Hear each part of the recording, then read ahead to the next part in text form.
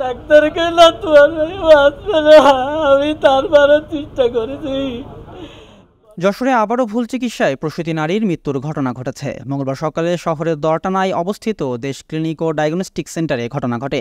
এ ঘটনায় হাসপাতালটিতে অভিযান চালিয়েছে সিভিল সার্জন। নিহত অনন্যা রহমান যশোর শহরের ধর্মতলা এলাকার শ্রাবণ ইসলামের স্ত্রী। গত 24 সেপ্টেম্বর দেশ ক্লিনিকের চিকিৎসক শান্তা ইসলাম ওই নারীর সিজারিয়ান অপারেশন করেন। এরপর থেকেই প্রসূতির অবস্থার অবনতি হয়। পরে তাকে উন্নত চিকিৎসার জন্য ঢাকায় নিয়ে গেলে সেখানে তিনি মারা যান।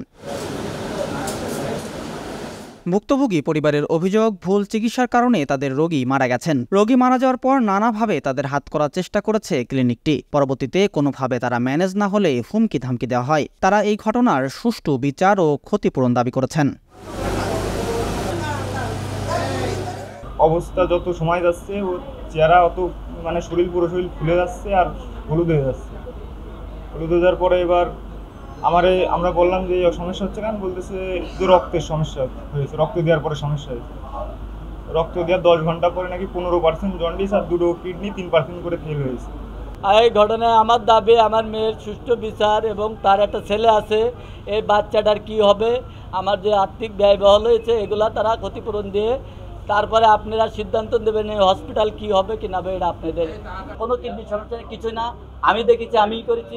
এরকম করে পরে ডাক্তার অবায়দুলের সাথে যোগাযোগ করে উনি বললো যে তো অনেক সমস্যা, আপনারা এই রুগী বাঁচাতে পারবেন কিনা বলতে পারবো না, তা আপনারা হয়তো খুলনা মেডিকেলে নিয়ে যান, ওখানে আইসিইউ আছে, আইসিইউতে রাখতেই হবে। এদিকে প্রসূতি নারীর মৃত্যুর ঘটনায় ক্লিনিকটিতে অভিযান চালিয়েছে সিভিল সার্জন।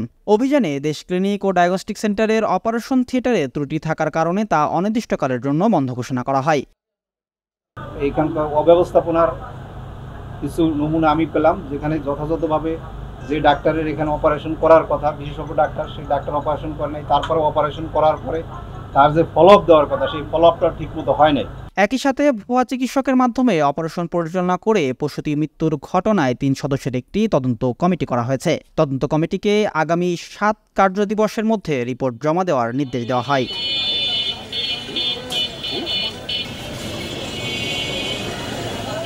ডেস্ক রিপোর্ট, দৈনিক কল্যাণ।